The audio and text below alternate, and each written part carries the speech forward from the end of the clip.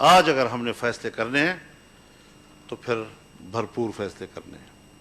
اگر ہم نے کوئی ڈھیلے ڈالے فیصلے کیے، روایتی قسم کے فیصلے کیے، ابھی مارچ آ رہا ہے، اگر مارچ میں سینٹ کا الیکشن ہو جاتا ہے تو پارلیمنٹ کا ایک حصہ ان جعلی لوگوں کے ہاتھ میں آ جائے گا، تو آپ پھر کہاں کھڑے ہوں گے؟ ملک کہاں کھڑا ہوگا؟ ہم بڑی صراحت کے ساتھ کہنا چاہتے ہیں کہ آج ہی فیصلہ کریں کہ ہم اسمبلیوں سے مستعفی ہوں گے.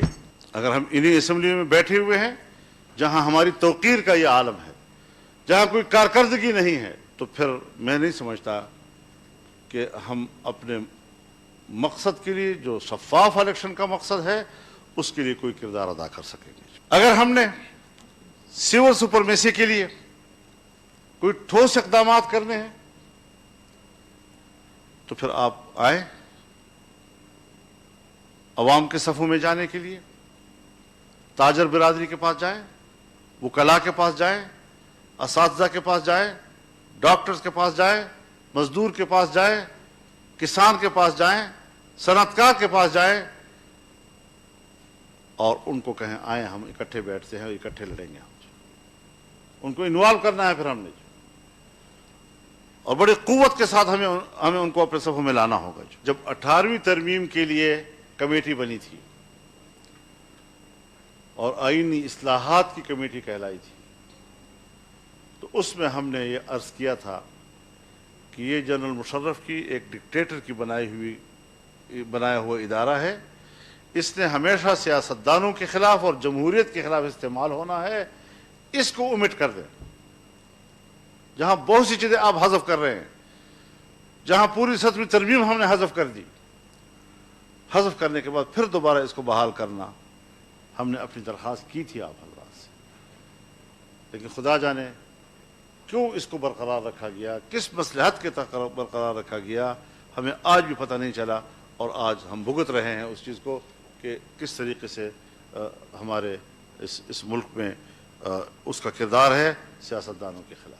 آج آپ اپنی پوری نظام کو دیکھیں، اسمبلی جعلی، آپ کا وزیر اعظم جعلی، سینٹ چیئرمین کے خلاف جو عدم اعتماد ہوا اور وہاں جو کچھ ہوا، میری زبان میں آج چیئرمین سینٹ جعلی. پرسوں ترسوں جو قومی مشترکہ اجلاس میں اقلیت کو اکثریت کہا گیا، شاید وہاں کے ملازمین کو بھی گنا ہوگا انہوں نے اس میں، اور شور شرابہ کے باوجود اس پر بھی ہمیں طے کرنا چاہیے کہ یہ جو گنتی ہوئی ہے یہ غلط ہے، اور پارلیمنٹ کی اکثریت کو اقلیت بنا دیا اور اقلیت کو اکثریت بنا کر پیش کر دیا اور کہا کہ بل پاس ہو گیا. تو اب تو قومی اسمبلی کا اسپیکر بھی مجھے جعلی لگتا ہے. اب جب پورا پارلیمنٹ بھی جعلی ہو جائے، اس کا حکمران بھی جعلی ہو جائے، پھر کس لیے بیٹھے ہوئے ہیں ہم وہاں پر؟ یہ سب ڈرامے ہوئے ہیں وہاں پر. پاکستان اول ہے ہمارے لیے، اس کی بقا اول ہے ہمارے لیے، باعزت بقا اس کے اول ہے ہمارے لیے، اور وہاں پر جو آئین ہے، آئین کے مطابق ہمارا نظام چلنا چاہیے. کبھی تجاویز آ جاتی ہیں صدارتی نظام. ہم نے آئینی اصلاحات کمیٹی میں اس بات پر اتفاق کیا تھا